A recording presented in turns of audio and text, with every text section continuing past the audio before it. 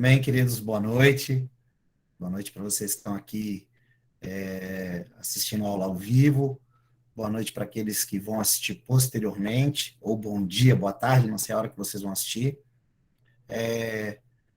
Vamos agradecer, né, ao Senhor, vamos orar e entregar esse momento para Ele, porque nós estamos aqui para isso, né? Para exaltar o nome do Senhor. Tudo que nós fizermos é para exaltar o nome do Senhor e com certeza, quanto mais nós conhecemos dele, quanto mais nós aprendemos dele, mais nós exaltamos o nome dele, mais o nome dele vai ser exaltado através das nossas vidas.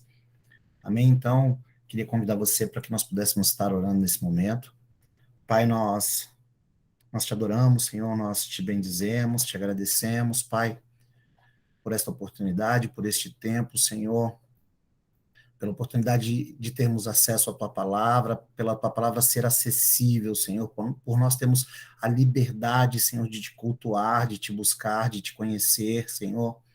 Nós sabemos que essa não é a realidade de muitas pessoas, Pai.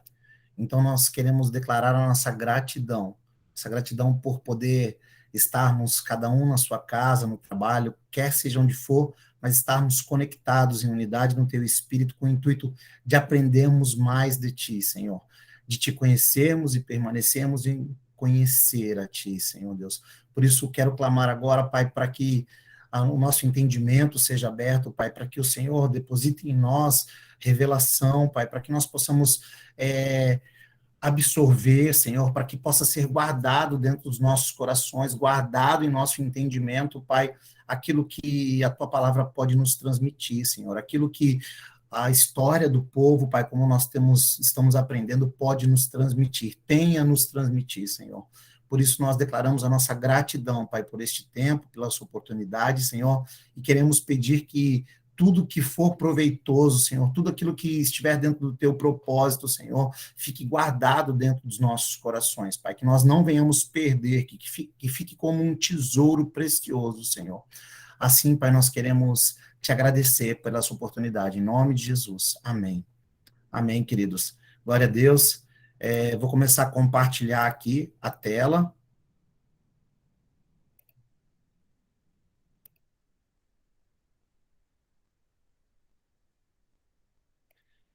Amém? Vocês estão vendo aí?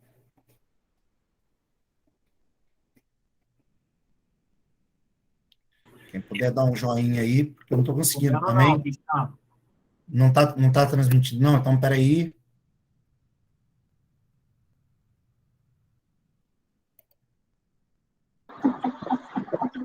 Ainda não.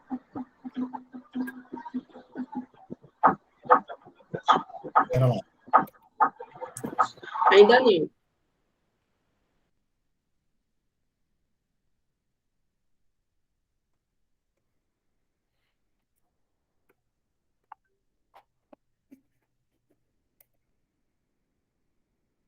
Não tá compartilhando a tela, não. Semana passada compartilhou, mas estamos com um probleminha técnico aqui, já vamos resolver. Só um minutinho.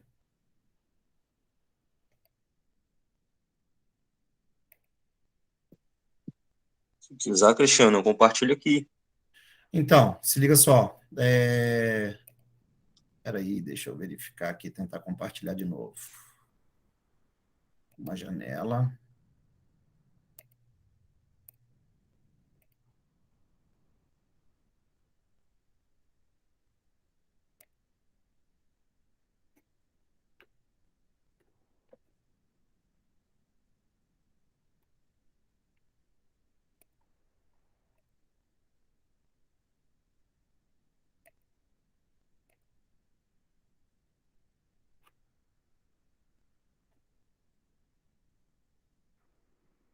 Agora Agora foi. vai. Agora vai. Agora foi. Isso aí, pessoal. A gente vai de sequência hoje, né? Nós estamos começando o panorama bíblico no livro de Josué. E aí vocês vão perceber que no slide eu deixei algumas informações, né? Como capítulos, como acerca do autor, assim também como fatos históricos, né? A data aproximada dos fatos. onde os fatos aconteceram, um fluxograma também do livro, da divisão do livro, vocês vão ver que permaneceu aí, alguma coisa sobre a terra. Eu acrescentei nos mapas, nós tínhamos a vista cartográfica da terra de Israel, e aí eu acrescentei uma fotozinha aí. A resolução não está bem legal, 100%, mas a gente consegue ver aí hoje o que é a terra de Israel, e a gente vê aqui, né, o Mar Morto, o Mar da Galileia, e o Jordão aqui no meio, o Mediterrâneo e Israel, Canaã, essa faixa aqui, né, constituída por essa planície. Nós falamos também, nós vimos na aula passada os personagens principais, né, do livro, Josué, o povo de Israel e os povos da terra. Nós falamos sobre os povos da terra, nós falamos um pouco sobre os fenícios, né, sobre os cananeus do litoral, porque a Bíblia ela fazia uma amplitude de povos, né, ela descrevia os cananeus como uma série de povos, uma série de tribos, e aí passava desapercebido aí um povo cananeu que estava lá no litoral, que a maioria de nós já tinha aprendido sobre esse povo, e é um povo que tinha uma certa relevância até hoje na nossa cultura, como, por exemplo, a escrita, como foi falado, né? E aí a gente vai falar hoje sobre, vamos dar uma breve introdução sobre Josué, e também sobre o povo de Israel, por mais que todos aqueles que acompanharam aí o Pentateuco, o nosso panorama, nós nos aprofundamos bem sobre o povo, sobre as leis, e aí a gente vai dar uma breve pincelada, hoje falando do personagem principal, Josué, que também quer dizer, né, na transliteração, o Senhor salva, era um homem da tribo de Efraim, que juntamente com Caleb, ele seria um dos poucos da primeira geração que sairiam do deserto e entrariam na terra. A gente vai ver, né, no livro de Josué, que o papel de Josué ele ia bem além de apenas entrar na terra, ou seja, ele seria aquele escolhido por Deus para guiar o povo, para que o povo entrasse na terra, conquistasse a terra, porque a gente sabe que Moisés foi proibido pelo Senhor de entrar na terra porque desobedeceu ao Senhor. Josué, ele foi mencionado 28 vezes no Pentateuco, né? Mas a gente vai citar isso porque ele foi inserido subitamente na história do povo de Israel, né? Ele foi inserido como general de guerra sem que antes fosse feito qualquer tipo de introdução ou menção à sua pessoa. E o que a gente sabe sobre Josué está nesses 28 versículos, nessas 28 vezes que ele é citado no Pentateuco, e também sobre algumas literaturas, mas essas literaturas elas têm base histórica e arqueológica, mas não tem base bíblica. A base bíblica, a citação de Josué no Pentateuco, antes do livro de Josué, nessas 28 vezes que o nome dele é citado. Está lá em Êxodo 17, no versículo 9, 10, 13, 14, a gente sabe, e a primeira citação de Josué no versículo 9, quando Moisés fala para ele, para que ele escolhesse homens para que eles pudessem pelejar, e todos conhecem, né, essa passagem, onde Moisés fica com os braços erguidos, e enquanto Moisés está com os braços erguidos, o povo de Israel, né, os hebreus, na verdade, que ainda não é a nação de Israel, os hebreus prevalecem, e quando os braços de Moisés não estão levantados, são os amalequitas que prevalecem. Então, ou seja, ele já é citado, na primeira vez que ele é citado, ele já é citado nessa posição, numa posição de general dos exércitos, como aquele que estaria à frente das batalhas. Em Êxodo 24, 13, tem uma citação bem importante sobre Josué, que por muitas vezes passa desapercebida, porque a gente na leitura, se nós não lemos a Bíblia devagar, né, que é aí o nome do nosso ministério, nós achamos que somente Moisés sobe o monte, mas em Êxodo 24, 13, a palavra fala também que Josué ele sobe junto com Moisés o monte, e ele só não vai para a nuvem, ele só não sobe no 7º dia quando Deus, de dentro da nuvem, chama Moisés. Mas ele também sobe, ele vai até, e a palavra fala que quando eles sobem, a nuvem do Senhor vem sobre o monte. Então a glória do Senhor estava sobre o monte e Josué estava inserido ali na glória. É citado também em Êxodo 32, 17, quando eles vão descer do monte, quando Josué alerta Moisés sobre os sons de guerra do acampamento, achando que era um som de guerra, e aí nós sabemos que não era um som de guerra, era o povo que estava cultuando um outro Deus, ao bezerro de ouro. e é importante nós lembrarmos que Josué não estava junto com o povo. Então, ou seja, nós começamos a ver algumas características de que Josué era separado, que Josué ele servia como um assistente de Moisés. Ele era aquele que, quando Moisés olhava para o lado, era o cara que estava do lado dele, era aquele que estava seguindo e aprendendo com Moisés, passando a ter conhecimento de quem Deus era, porque nós precisamos entender que esse povo era um povo cativo e que pouco conhecimento tinha sobre o Deus, sobre o verdadeiro Deus, sobre o único Deus. Isso, o conhecimento que se existia era geracional. Em Êxodo 33, 11, um outro fato bem interessante e bem importante, que às vezes também passa desapercebido. Josué, em Êxodo 33, 11, fala que Josué, quando Moisés ia até a tenda do encontro, que Josué também estava lá.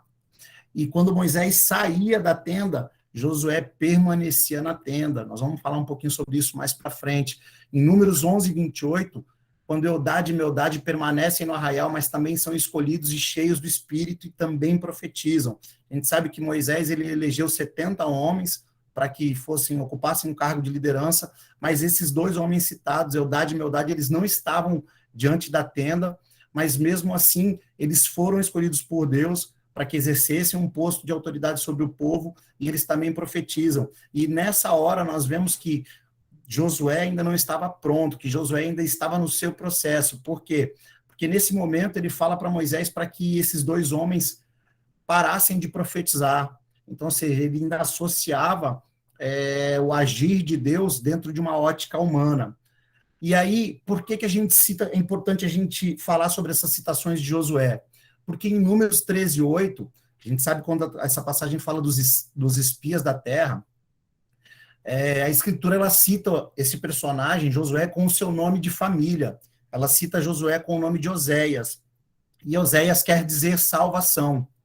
Em Números 13, 16, no mesmo capítulo, depois que são escolhidos todos os 12 espias, Moisés ele dá um nome divino para Oséias. Ele passa a chamar Oséias de Josué. Então, ou seja, Oséias significava salvação, passa a se chamar Josué, que é o Senhor salva, até mesmo para que estivesse linkado diretamente com o fato de somente o Senhor ser aclamado como um Salvador. E a gente até falou isso na aula que a gente falou sobre os espias, que futuramente, quando Josué conduzisse o povo a entrar na terra, quando Josué conduzisse o povo a conquistar a terra, por intermédio do Senhor, por intermédio de Deus, o nome dele seria aclamado como Oséias, ou seja, ele seria a salvação. Mas aí, já fazendo uma previsão futura de que a salvação só poderia vir por intermédio do Senhor, o nome de Oséias é trocado para Josué. Números 14, 6, 30 e 38 fala quando eles trazem, esses 12 espias trazem os seus relatos e da inconformação de Josué e Calebe. E a palavra fala que Josué cita Josué rasgando as suas vestes, ou seja, ele estava inconformado com o pecado do seu próprio povo. Em manifestação de temor ao Senhor, ele rasga as suas vestes. Em Números 26, 65, ele faz parte, ele é responsável pelo censo do povo, pelo segundo censo. Números 27, 18, 21 e 22, é quando Moisés impõe as mãos sobre Josué na promessa de sucessão, por intermédio da imposição de mãos diante de toda a congregação, é quando Moisés transfere parte da sua autoridade para a vida de Josué perante todo o povo. E por que ele transfere somente parte? Porque Moisés ainda exercia autoridade. E a gente sabe, o texto diz, a palavra diz, que não se encontrou outro profeta como Moisés. Então, ou seja, ele não transferiu toda a sua autoridade, toda a autoridade de Deus que estava sobre a vida dele, mas parte dessa autoridade. Números 32, 12 e 28, quando as tribos de Ruben, Gade, a meia tribo de Manassés pede para ficar nas terras dos amorreus, ou seja, a leste de Jordão, na Transjordânia, Josué é tomado como testemunha de que eles deram a sua palavra, que eles dão a sua palavra de que eles iriam a peleja e só retornariam para tomar posse da sua terra e para continuar tomando conta dos seus rebanhos, porque eles eram pastores, quando somente as outras tribos estivessem estabelecidas. Números 34, 17, fala sobre a responsabilidade de Josué e Eleazar na partilha das terras. Deuteronômio 1, 38, Deus reafirma a Moisés sobre Josué liderar o povo de Deus. Em Deuteronômio 3, 21, 28, Deus determina a Moisés que ele não deveria atravessar o Jordão e, novamente, ele reafirma a liderança que estaria sobre Josué. Deuteronômio 31, 3, 7, 14 e 23, Deus afirma que ele mesmo estaria à frente do seu povo e Josué estaria conduzindo esse povo e teria responsabilidade sobre a leitura da lei a cada 7 anos, fazendo com que o povo continuasse caminhando na lei, continuasse meditando na lei, continuasse se esforçando para obedecer à lei. Então, isso era necessário que a lei fosse lida a cada 7 anos perante toda a congregação. E também é nesse capítulo que Deus faz a predição, a profecia de que o povo se corromperia com os maus hábitos e com a idolatria do povo da terra de Canaã. Então, ou seja, nesse capítulo que Deus prediz o que nós veremos que acontece, porque o povo de Deus era para expulsar aquela nação, aqueles povos, aquelas tribos da terra de Canaã, mas nós vemos que vai acabar acontecendo um sincretismo. Muitas pessoas, inclusive uma tribo vai se derivar de serem poupados, né, por Josué, e muita coisa vai ser absorvida, principalmente o culto aos deuses pagãos, e a gente até falou um pouquinho sobre isso quando nós estávamos falando na aula passada sobre os povos da terra, que até o sacrifício dos próprios filhos seriam feitos aí pelos reis de Judá em devoção às divindades da terra. Em Deuteronômio 32, 44, no último cântico de Moisés, Josué participa com ele, Josué está ao seu lado. Em Deuteronômio 34, 9, na morte de Moisés, Josué é instituído um líder, e não somente um líder, mas um líder cheio do Espírito de Deus, um líder que daria continuidade à conquista do povo, à travessia do povo pelo Jordão, à conquista do povo e a distribuição das terras. Ou seja, era por intermédio dele que a promessa se cumpriria, promessa que havia sido feita aos patriarcas. E por que foi interessante a gente citar todos esses textos? Porque nas 28 citações do Pentateuco sobre Josué, nós não encontramos nenhuma atitude incrédula da parte dele ou que desabonasse a sua conduta. Em todas essas passagens, pelo contrário, se nós analisarmos, nós veremos um servo obediente, leal e zeloso. O que nós conseguimos enxergar em Josué durante a sua missão de auxiliar Moisés é que a forma como nós nos comportamos como liderados reflete a forma como nós lideraremos.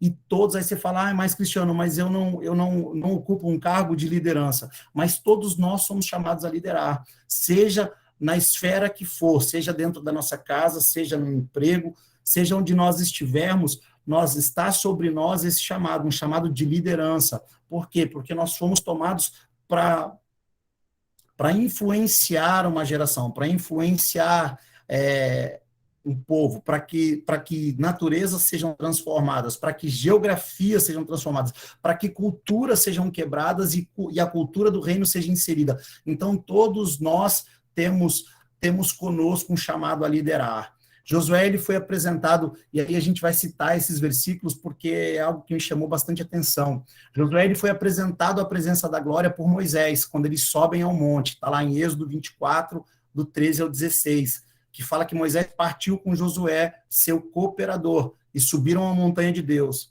Ele orientou os anciãos, esperai aqui até a nossa volta, tendes convosco Arão e Ur, quem tiver alguma questão, dirija-se a eles. Então, ou seja, aqueles que foram separados para a liderança não subiram ao monte, mas Josué sobe junto com Moisés. E assim que eles subiram, a nuvem cobriu todo o monte.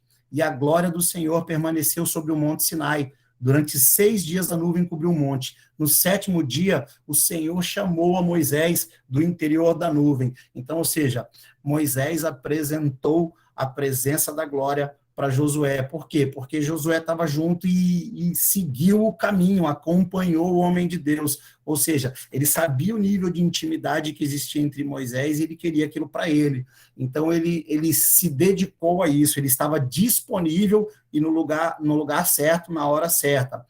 E é interessante, nós vemos, porque ele sobe e fica na presença da glória, com a nuvem, que era a presença, que simbolizava a presença de Deus.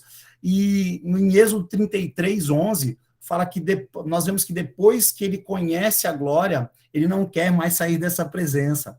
É o texto de Êxodo 33, 11, fala, então Yahvé, o Senhor, falava com Moisés face a face, como quem conversa com seu amigo. Isso é dentro da tenda do encontro. Depois, Moisés retornava ao acampamento. Contudo, o jovem Josué, filho de Num, que servia a Moisés como seu auxiliar, não se ausentava de dentro da tenda. Então, ou seja, nós vemos que como liderado, ele conheceu a presença e ele não queria mais se afastar dessa presença. E eu fiquei meditando nisso e clamando a Deus para que realmente o desejo de estar na presença, de não se afastar da presença poderosa do Senhor, possa ser os nossos desejos, né? Que nós possamos ser movidos por esse desejo de só buscar, só querer a presença de Deus. E nós vemos que o processo, né, a caminhada, o povo como nômade no deserto, era um processo para que o povo estivesse apto a entrar na terra. Então, ou seja, o povo recebe a lei, o povo recebe a promessa, o povo recebe a aliança, e ele precisa andar nessa aliança, o povo precisa andar na promessa e precisa cumprir a lei, porque nós sabemos que na lei é recompensa ou castigo. E o processo, nós sabemos que o processo desse povo, dessa geração, foi de 40 anos. Então, ou seja, um ciclo de 40 anos foi o tempo do processo ao qual Josué foi submetido até ele estar apto a ocupar o lugar que Deus tinha para ele. Assim como Josué, nós precisamos estar confiantes de que fiel é aquele que prometeu e também é poderoso para cumprir tudo aquilo que nos promete. Então, ou seja, nós sabemos que Josué e Caleb são aqueles que creram e aqueles que, por crer, isso foi imputado por fé e eles puderam adentrar a terra. E aí a gente fala um pouquinho sobre um dado, uma característica pessoal, né? Estima-se que a idade em que Josué tenha saído do Egito seja aproximadamente 44, 45 anos, com um ciclo, né, de 40 anos no deserto. Ao assumir a liderança do povo, ele tem em torno de 85 anos, e essa liderança, como nós vimos lá no fluxograma, ela teria durado aproximadamente 25 a 26 anos. E a exatidão que nós temos é sobre a morte de Josué aos 110 anos, que vai estar lá em Josué 24 e em Juízes 2, que nós também vamos ver isso mais à frente. E aí a gente vai falar um pouco, de uma forma bem abreviada agora, sobre o povo, né? Porque nós já vimos isso muito, nós já falamos bastante sobre isso. Se porventura algum de vocês perdeu as aulas, né? Nós temos as aulas no Drive, está lá no grupo. Se alguém estiver vendo aí a aula e não estiver fazendo parte do grupo, é só nos falar, só mandar uma mensagem, seja via Instagram, seja lá nos comentários do YouTube, que nós vamos adicionar vocês. Essa semana já até rolou aí uma irmã nossa que está lá nos Estados Unidos e ela viu pelo YouTube, pelo canal da igreja, e mandou mensagem no Instagram, via direct, pedindo para ser adicionada. Então, ou seja, a palavra do Senhor aí, esse estudo está sendo compartilhado e está alcançando o objetivo. Então, nós vamos falar de uma forma bem breve sobre os hebreus que entrariam na terra prometida, né? Porque uma coisa são os hebreus que saíram do Egito e outra coisa são os hebreus que entraram na terra prometida.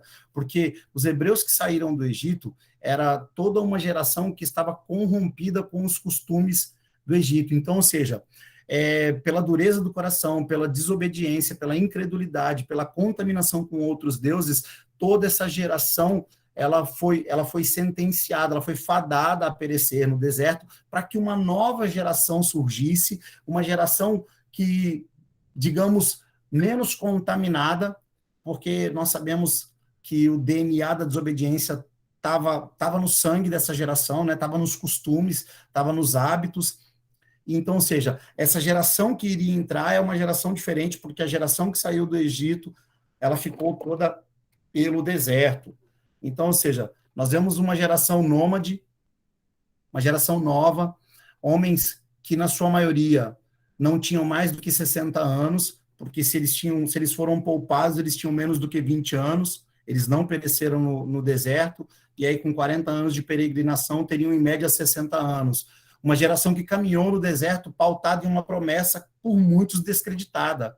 A prova de que essa promessa por muitos era descreditada é que toda uma geração pereceu no deserto pela incredulidade, por não crer e confiar. Mesmo que essa geração tivesse visto sinais, prodígios e maravilhas, mesmo assim, era uma geração obstinada a desobedecer e a incredulidade.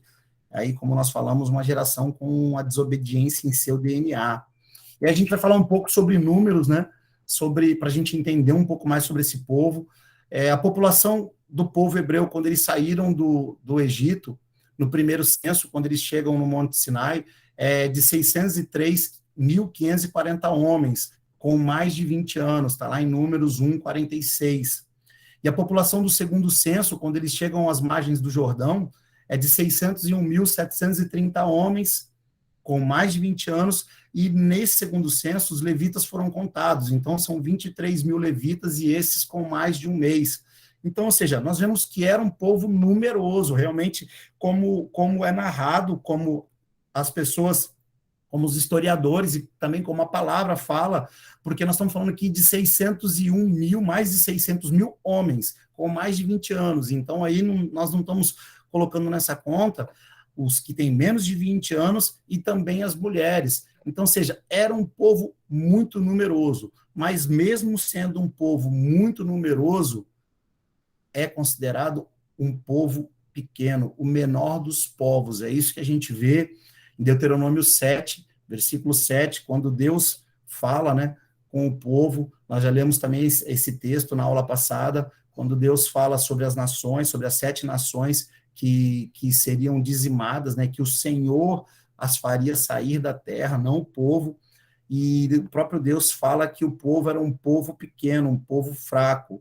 E Yahvé não se afeiçoou a vós, nem vos escolheu por seres mais numerosos que os outros povos. De fato, éreis o menor dentre os povos. Mas foi porque o Senhor vos amou e por causa do juramento que fez aos vossos antepassados. Por esse motivo, ele vos libertou com mão poderosa e vos tirou da terra da escravidão, das garras do faraó, rei do Egito. E aí nós vemos que o povo ele não era menor, ele não era pequeno, somente em número, porque possivelmente ele deveria ser maior em número do que algumas tribos que ocupavam a terra. Mas quando ele fala que ele era menor, porque diferente dos povos, dos habitantes daquela terra, como nós vimos na aula passada, eles já estavam estabelecidos, eram povos com cultura própria, eram povos que já estavam estabelecidos nessa terra há séculos, então eles tinham seu cultivo próprio, sua subsistência própria, eles tinham o seu modelo de vida próprio, né? Eles estavam estabelecidos e a vida deles funcionava. E, além disso, eles dominavam várias artes, como nós vimos nos fenícios, que dominavam a escrita, que dominavam a parte de fundição, eles moldavam o vidro, e nós sabemos também que existiam ferreiros, né, existiam fundidores, que era o bronze naquela época. Prova disso é que, posteriormente, entra a Idade do Ferro, então, ou seja, as técnicas de fundição elas vão breve se aperfeiçoar. Então, era uma nação forte, não somente por ser uma nação grande, mas era uma nação que dominava técnicas, uma nação avançada.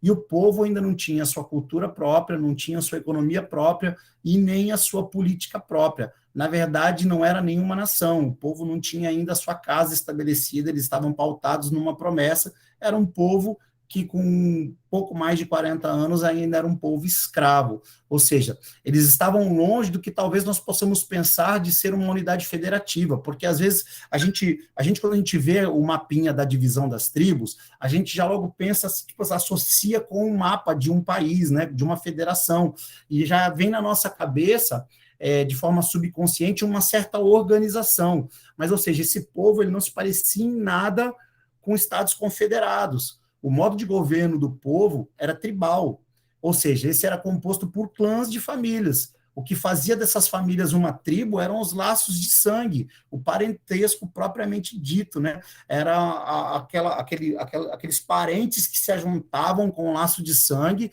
e é diferente do que a gente pensa hoje, do que a gente entende hoje, né? Que o parente é o pai e a mãe. Não, lá estava todo mundo junto, né? Era o primo do primo do primo, e era só um povo, só uma tribo, e isso fazia com que eles se tornassem, né, com que esses clãs se tornassem uma tribo. Então, ou seja, não existia um regime de governo natural estruturado entre as tribos. O mais próximo de um regime governamental que nós poderíamos associar seria uma teocracia, ou seja, onde a figura do poder e autoridade não estaria num governo natural, mas sim estaria num governo religioso, ou seja, estaria em Deus, e a gente sabe que era num único Deus, e a autoridade de Deus, a autoridade religiosa, ela seria manifesta por intermédio da vida de um líder, que nós vemos que foi Moisés, e posteriormente na vida de Josué. A única coisa que fazia de todas essas tribos um só povo era um só Deus. Então, ou seja, esse povo estava mais para uma confederação religiosa, para uma nação religiosa. O laço que os unia era o Deus que os tinha libertado. Nós sabemos, por intermédio das próprias escrituras, e não por relatos históricos, que se tratava de um povo obstinado à desobediência. Nós veremos mais à frente as consequências dessa obstinação. Como nós falamos aqui, nós vamos ver no livro de Josué, o povo sendo estabelecido, e depois nós vamos entrar no livro de Juízes, e aí a gente vê o povo se contaminando, e os pecados do povo fazendo com que o povo viesse a sofrer as consequências das suas próprias escolhas, da sua própria desobediência. O povo ele não era forte, na verdade, considerado as outras nações, né, as outras tribos, os outros povos, o povo era como se fosse um bebê, porque na verdade ele ainda não tinha identidade. E assim, quando eu estava lendo também sobre isso, né, a gente lendo sobre isso, a gente associa um pouco daquilo que a gente parece que a gente está vivendo, né, a fornalha está vivendo. Por quê? Porque é muito novo e ainda está se desenvolvendo a sua identidade, ainda está criando, encontrando em Deus as suas características, e é exatamente como esse povo ainda estava buscando em Deus a sua identidade, as suas características, o povo ainda ia se estabelecer, ia ter uma terra, ia ter uma cultura, e o propósito era justamente esse, para que o povo se estabelecesse na terra, e a cultura fosse uma cultura de um povo que tivesse somente um Deus, um povo que fosse separado, um povo que se diferenciasse das outras culturas politeístas, né, um povo monoteísta, e para que o povo apresentasse esse Deus às outras nações. A gente vai ver que o que acontece em grandes casos é que o povo acaba se contaminando e o povo, em vez de influenciar, acaba sendo influenciado. O maior problema, né, o fato do povo ser pequeno, como foi citado em Deuteronômio 7, não era um problema. O problema era a maioria desse povo não ter noção de que grande era Deus, e que seria Deus que faria por eles, assim como havia sido Deus que os libertou, porque o povo por si só não poderia ter sido liberto. O povo por si só não poderia ter sido liberto, não poderia se libertar, o povo por si só não poderia ter se sustentado nos 40 anos de caminhada, e nós sabemos, a palavra fala que foi o Senhor quem sustentou o povo, mesmo o povo sendo um povo murmurador, sendo um povo desobediente. Por quê? Porque não está ligado ao povo, mas está ligado, como nós lemos em Deuteronômio 7, está ligado ao amor de Deus. E isso é muito semelhante ao que nós vivemos. Por quê? Porque se não fosse mediante isso, não existiria graça. Se nós tivéssemos condição de cumprir a lei, não seria necessário que a graça se manifestasse. E mesmo assim, muitos ainda caminham de forma obstinada na prática do pecado, na prática deliberada. Ou seja, não existe mérito algum em nós. Nós não podemos produzir em nós, por nós mesmos, a santificação, a santidade. Nós somos justificados pelo Senhor. Então, ou seja, da mesma forma como não tinha nada a ver com o povo, tinha a ver com o amor de Deus, hoje ainda assim esse amor é imutável, não tem nada a ver comigo nem com você, não tem nada a ver com aquilo que nós possamos fazer. Aliás, o que nós podemos fazer não acrescenta amor ou diminui amor de Deus por nós, mas o que nós fazemos, a forma como nós passamos a viver após receber a graça, ela demonstra o nosso amor, o entendimento do amor de Deus por nós e o nosso amor por Deus. Então, ou seja, o que o povo precisava entender era quem era o Deus deles, era a força do Deus, do verdadeiro Deus. Nós vemos que quem daria a terra ao povo seria o próprio Deus, como descrito nos livros do Pentateuco. Mas para manterem a terra, era necessário obedecer às leis. Porque nós vamos ver, diferente daquilo que a gente acaba glamourizando muito, né? E acaba achando que o povo de Israel, quando ele chega para tomar posse da terra, é um exército muito valente, muito forte, muito. Na verdade, eu até acredito que Josué era valente, era forte, porque quando Deus afirma por diversas vezes para ele ser forte e corajoso, é porque, na verdade, isso já estava dentro dele. Então, Deus só estava afirmando para trazer, para esse.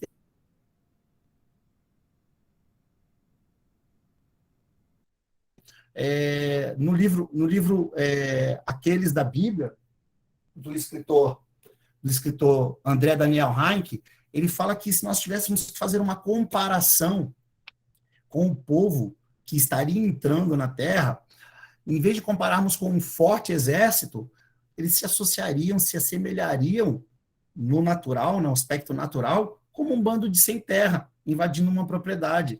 Por quê? Porque nós vemos que realmente é uma nação, como já foi falado, que era escrava até um pouco tempo atrás, lutando contra nações estabelecidas e desenvolvidas, com poderio. E a gente precisa lembrar que pertinho lá estavam os filisteus, e nós sabemos quão grandes eram esses homens. Por quê? Porque eles foram citados pelos espias.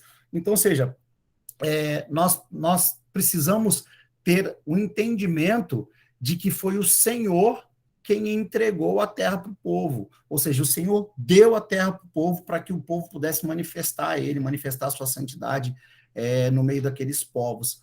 E aí a gente encerra por aqui a nossa aula de hoje. Vamos encerrar até 10 minutinhos mais cedo. A aula ficou curta, porque a gente não queria entrar propriamente dito no livro de Josué, no capítulo 1, e aí semana que vem a gente vai para o texto e vamos fazer comparações, referências bíblicas, vamos estar imerso realmente, vamos estar adentrando todo o texto, vamos estar destrinchando esse texto, continuar lendo devagar, mas era necessário que nós conhecêssemos um pouco dos povos que estariam nessa terra, era necessário que nós conhecêssemos um pouco de Josué e víssemos as características de um líder, né? De um líder escolhido por Deus na vida dele, um líder que tivera passado por um processo de liderado, e a forma como ele lidou com o processo enquanto liderado definiu ao ponto de ele se tornar o líder, e a forma como ele exerceria essa liderança, ou seja, um homem cheio do Espírito, um homem temente a Deus, um homem que cria em todas as promessas, um homem que cria que por mais que a terra fosse fortalecida, que as cidades fossem fortificadas, por mais que existissem gigantes, ele tinha convicção de que se Deus tinha prometido, seria o próprio Deus que pelejaria por eles. Por quê? Porque a olhos naturais era impossível, humanamente impossível, que esse povo conseguisse expulsar todos aqueles outros povos da terra de Canaã. Ou seja, naturalmente, humanamente falando, era impossível, mas, na verdade, nós sabemos que era o Deus do impossível que era pelo povo. O mesmo Deus que tinha ferido a terra com as pragas no Egito, o mesmo Deus que tivera aberto o mar para que o povo passasse, seria o Deus que entregaria a terra de Canaã nas mãos do povo. Nós conhecemos um pouco do povo da terra, nós conhecemos sobre Josué, a liderança de Josué, e também nós relemos sobre o povo hebreu, e assim também como a palavra de Deus que fala, que disse que o povo se desviaria ao dominar a terra, ao conquistar a terra. Amém, queridos? A gente fica por aqui hoje. Vamos ter um tempinho aí, é bom que a gente tenha um tempinho maior aí para as perguntas. Se alguém tiver aí que não participou da aula passada, está aberto o tempo aí para poder fazer pergunta, tirar alguma dúvida que seja pertinente à aula passada e à aula de hoje, ou seja, alguma dúvida do povo da terra, alguma dúvida sobre Josué, por mais que a gente já tenha falado que aquilo que a gente sabe acerca de Josué está nessas 28 citações do Pentateuco, no livro de Josué, que vai começar a ser citado um pouco mais, que a gente vai discorrer a liderança dele no povo, mas se alguém tiver alguma dúvida, se alguém tiver alguma pergunta, se alguém quiser acrescentar algo, inclusive o Renato aí, ou os outros professores, a gente tem um tempinho grande aí, nós temos aí uns 15 minutos ainda, 10 a 15 minutos que dá para fazer isso.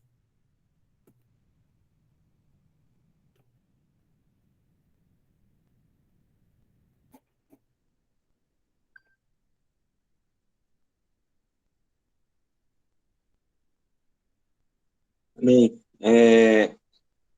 Então, ó, pessoal, é para fazer pergunta mesmo, tá? O Cristiano tá falando de brincadeira, não. Por favor, interajam, tá? O objetivo desse final da nossa aula aqui é para a gente interagir, né? Falar sobre o tema, dúvida, acréscimos, tá?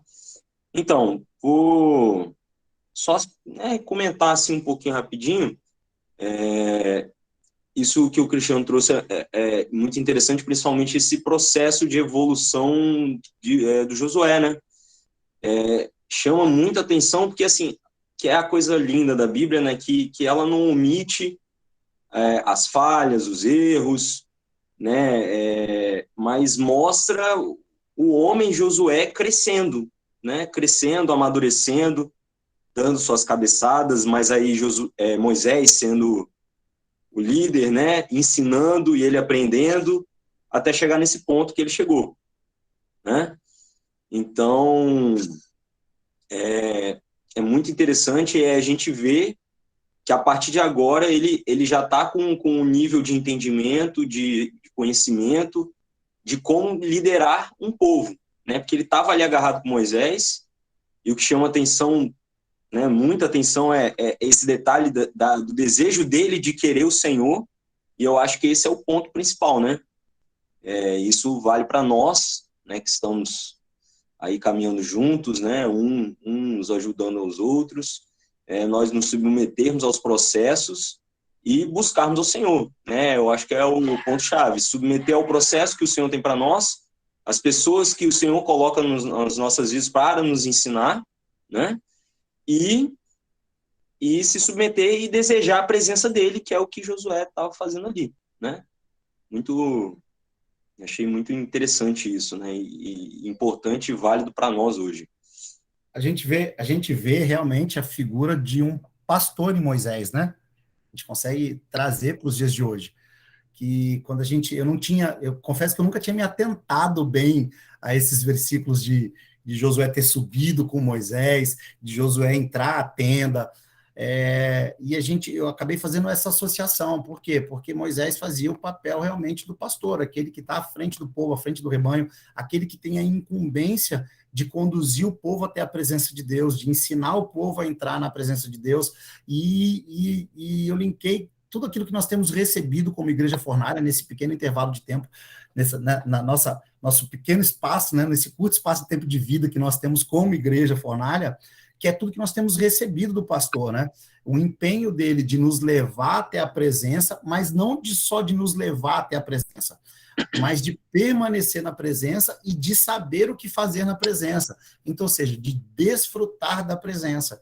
E é isso que eu consegui associar com Josué. Por quê? Porque quando ele vai para a tenda, Moisés vai embora e ele fica lá, porque ele quer desfrutar da presença, ele quer ficar naquela atmosfera, ele não quer mais sair daquela atmosfera, cara. E assim, isso é muito bacana. E o que também eu achei bem interessante é que na verdade, quando ele assume a liderança, né, a liderança dele é uma liderança por autoridade espiritual, ou seja, ele está cheio do Espírito. A palavra enfatiza isso, né, que é o que é necessário para que nós possamos liderar, seja em qual esfera nós somos chamados a liderar, seja a nossa casa, seja o trabalho, seja um cargo de liderança na igreja. É necessário que isso seja feito de uma forma que nós façamos isso cheios do Espírito Santo. Por quê? Porque é somente cheio do Espírito Santo que nós vamos ser conduzidos pelo Senhor. E quando nós somos conduzidos pelo Senhor, não existe engano, não existe embaraço, não existe fracasso. Por quê? Porque se eu estou sendo conduzido pelo Senhor e eu não obtenho êxito naquilo que eu estou fazendo, a convicção que eu tenho é de que Deus vai me colocar em algo maior, vai me levar em algo além. Então, ou seja, não é um fracasso em Deus. Em Deus não existem fracassos. Eu só fracasso quando eu não busco o propósito de Deus para minha vida. E o que Josué viu, visualizou e buscou foi justamente isso, um propósito. Ele sabia que em algum momento seria necessário que alguém assumisse a liderança. E nós vimos que existiam duas possibilidades, né? Se a gente for parar para analisar o texto, existiam duas possibilidades, Josué e Caleb. Mas nós vemos que foi Josué que se disponibilizou, foi Josué que se entregou, foi Josué que teve uma busca. Então, ou seja, a gente consegue linkar também que tudo depende da nossa busca, do nosso ímpeto, do nosso empenho em buscar, como você falou, em querer a presença, em realmente querer estar na presença, desfrutar, ser íntimo da presença, sabe, cara? O que eu absorvi é que Josué é um cara que, depois que ele conheceu a presença, ele quis se tornar íntimo dessa presença. E ele não se limitou a Moisés, né? Moisés saía e ele ficava. Isso é importante, né? A nossa busca é independente. Então, como você falou, o pastor nos ensina isso. Você não tem que ser dependente dele, você não tem que ser dependente de ninguém. O Espírito Santo está dentro de você e ele quer te usar e cabe a nós buscarmos, né? Não ficar limitado a ninguém. Isso é importante. E outro ponto é o povo, né, que você citou, e isso é importante a gente lembrar, que isso vai ficar claro mais para frente, né, como a gente vai continuar estudando, que é esse povo que, às vezes, a gente lendo rápido, né, e fora de contexto, a gente pensa que é um povo super unido, né, um povo que tá ali, poderoso, e você frisou muito bem isso, e é importante citar. Por pouco, quase 2 tribos mais, né, na verdade, 2 tribos e meia, quase não faz parte dessa tomada. Que os caras estavam querendo ficar lá no pedaço de terra deles, né? E não queria participar. Teve que Moisés intervir e falar: não, calma aí, vocês vão batalhar junto com o restante. Então, isso mostra que o povo ele estava separado ali em clãs mesmo, né? Não era um povo unificado. E isso só vai, né, na verdade, aparecer posteriormente lá com Davi, né? Saul. Na monarquia. Né, na monarquia, no período dos juízes ainda era esse formato assim, meio dividido. Tinha um juiz que saía de um lugar, aí depois aparecia outro. Né? Isso é muito, muito interessante também e importante lembrar, né, para a gente não ficar botando Israel no pedestal, né, fora do contexto dela e de como ela realmente era, né? Na verdade, o processo no deserto foi justamente um processo para que o povo deixasse os maus costumes, né? Para que o povo deixasse toda aquela cultura que já estava enraizada neles, né? A cultura egípcia. E aí a gente vê que quando chega lá na Terra, isso acaba não acontecendo da forma como o Senhor havia determinado. E sobre essas 2 tribos e meia, né? É interessante, porque Moisés ele é bem persuasivo, né? Ele chega para os caras e fala assim, ó, lembra dos espias? Aí acho que eles falam assim, né? A gente lembra. Ele fala, então, pois é, eles morreram. Então, tipo assim, ou vocês vão ou vocês morrem, né? Então, e aí é onde eles se comprometem a também estar diante da batalha. Isso aí, alguém botou alguma pergunta aí no chat? Vamos ver. Ninguém, hoje o pessoal está bem tranquilo, ninguém quer participar, galera. Pode participar, pode tirar dúvida, pode fazer sugestão também aí no chat, se vocês quiserem. Você ensinou bem demais, rapaz. Ninguém fica com dúvida, não. Vocês podem ter achado... Eu queria fazer uma pergunta. Pode fazer, Wally. A gente vê essa citação aí de Josué com Caleb, né? Eu acho assim, não sei se é a linha que vocês pensam também.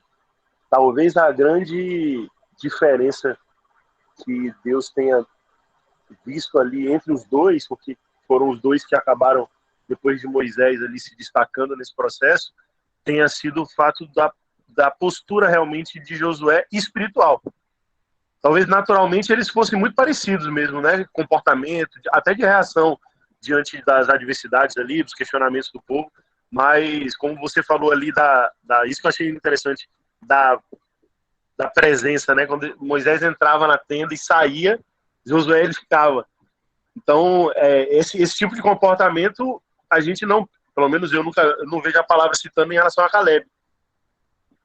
É mais específico quanto a Josué. Na verdade, Josué entendeu que a liderança era espiritual, né? Ele entendeu que liderança é espiritual. Que você pode até ter habilidades naturais, você pode até ter características singulares que outros não tenham, mas o que vai definir a liderança é espiritual, é unção. Aí, só para trazer algo também, Renato, fugiu o pensamento, misericórdia. Misericórdia. Eu tinha. Lembrei agora aqui. A gente vê Josué, né? Logo no início, na primeira citação dele, ele à frente da batalha. E aí a gente sabe que era um povo que era escravo. E o escravo, né, penso eu aqui, né, conjecturando, de que ele trabalhava constantemente e de que ele não tinha tempo para se dedicar à arte militar. E eu acredito que a proximidade de Moisés com Josué possa ter influenciado com que Josué se sobressaísse na arte da guerra, né, na arte da batalha. Ou seja, Josué pode ter aprendido isso também com Moisés, né? Tudo uma conjectura. Por quê? Porque alguns estudiosos, né, eles falam que por Moisés ter ficado 40 anos no Egito e ter sido criado como um príncipe, ele era treinado na arte da batalha, na arte da guerra. Ou seja, talvez essa proximidade ele tenha aprendido a liderança natural e a liderança espiritual também com Moisés. Não só espiritual, mas também a natural, que possa estar associado a isso aí. Perfeito, concordo. É isso aí. Porque Moisés ele teve essa oportunidade, Josué era escravo lá, né? Não teve. E aí o conhecimento foi transmitido ali, né? Aquela proximidade, por osmose, né? Na caminhada. Isso, na caminhada, por osmose, e Moisés, sabendo que um dia ia ter que passar o bastão também, né? Com certeza o Senhor já foi orientando ele para fazer isso, né? Então, não, isso que eu acho muito lindo isso na Bíblia, que é isso, os processos, as etapas, não omite nada, você vê o crescimento, é maravilhoso, né? E por isso que são os exemplos, né? Tanto positivos quanto negativos, o que você deve fazer e o que você não deve fazer, né? E a sabedoria está nisso aí, você absorver, aprender na palavra, né? Os erros e os acertos para repetir os acertos e não cometer os erros, né? Eu acho que o que Josué fez é o que muitos de nós entendeu e também fez. Começou a andar perto. Começou a andar perto. Por quê? Porque se você quer voar, você tem que andar com a águia. Então, ou seja, se você tem alguém que tem proximidade, que tem intimidade, que está num nível espiritual maior, e você quer isso, se eu quero isso, a tendência é que nós nos associemos a essas pessoas, que nós andemos próximos dessas pessoas. Aí está falando sobre o que o Arley falou, né? Sobre o comentário do Arley, sobre posicionamento, sobre postura. Na verdade, ele se posicionou e quem quer crescer em intimidade, em revelação, em conhecimento, precisa se posicionar. Amém, glória a Deus. Isso aí. Mais alguém? Mais alguma pergunta? Ninguém quer interagir? Está todo mundo quietinho hoje? Falar igual o pastor Gilson falava, né? Então, eu ensino muito bem, o povo não vê a hora de acabar. Misericórdia.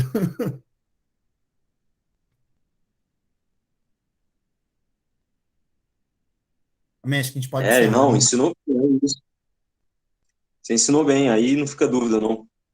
Amém, meu irmão. A gente pode orar para encerrar, né? A gente ficar dentro do nosso sim. programado aí. Então, de repente, aí para alguém que não pegou ou que vai assistir a aula em parte, se você quiser acompanhar, a gente tem um drive aí, tem um grupo onde vai ser, onde tudo é disponibilizado por intermédio de um drive. Se você quiser ter acesso a esse drive, é só nos mandar uma mensagem, deixar um recado aí no YouTube ou pelas mídias sociais, que a gente insere você nesse grupo, você vai ter acesso aí, tem bastante slide lá, tem alguns materiais do panorama do Pentateuco, material bem produtivo. Amém? Glória a Deus. Vamos encerrar, vamos orar. Pai, nós queremos te agradecer, Senhor, por esta aula, por este tempo, Senhor, por este ministério, Pai. Que nós possamos crescer, Pai, em graça e revelação, conhecimento, que nós possamos buscar cada vez mais, Senhor Deus, nos aprofundar, não somente na tinta, Pai, na letra, mas no espírito por trás da letra, Senhor Deus. Para que essa palavra possa ter uma aplicação para nós no dia de hoje, Senhor. Para que essa palavra ela seja atemporal, para que essa palavra seja viva, eficaz, verdadeira em nossas vidas, Senhor Deus. Que nós possamos aprender, Senhor, aprender com o teu povo, com aquilo que o teu povo encontrou em ti, Senhor, a chegarmos num lugar de intimidade, assim como Josué chegou, Senhor, assim como Josué aprendeu com Moisés, que nós possamos não só aprender o lugar da tua presença, que já nos foi ensinado por Jesus Cristo, para que nós pudéssemos adentrar deliberadamente na tua presença, mas que nós permaneçamos nessa presença, Senhor. Que nós permaneçamos neste lugar, que nós venhamos aprender a desfrutar da tua presença, Senhor Deus. E isso não vai ser a letra, não vai ser o conhecimento humano, o entendimento humano que vai trazer, Senhor. Isso é o teu Espírito que pode nos conduzir, Pai. É a intimidade, é estarmos prostrados a ti, é nos habituarmos ao lugar da tua presença, Senhor Deus.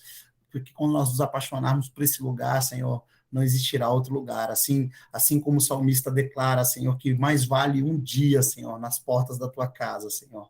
Assim para nós também vale, Senhor, cada dia na tua presença, cada dia na tua presença poderosa, na tua presença transformadora, que nós possamos a cada vez mais, Senhor, ser transformados por essa presença, Senhor. Que o teu Espírito possa trabalhar em nossas vidas, Pai. Nós declaramos que somos rendidos ao teu agir, Senhor. Declaramos que nós confiamos em todas as tuas promessas, Pai. Nós declaramos que nós somos aqueles que não retrocederão, Pai.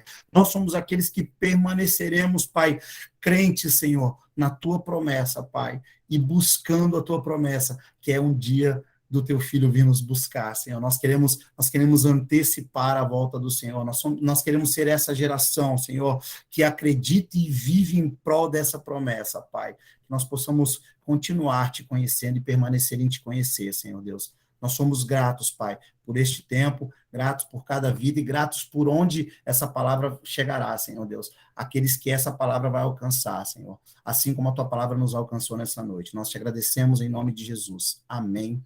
E amém. Amém, queridos. Glória a Deus. Estamos juntos semana que vem de novo. Deus abençoe a todos. Amém. Deus abençoe. Amém. Valeu.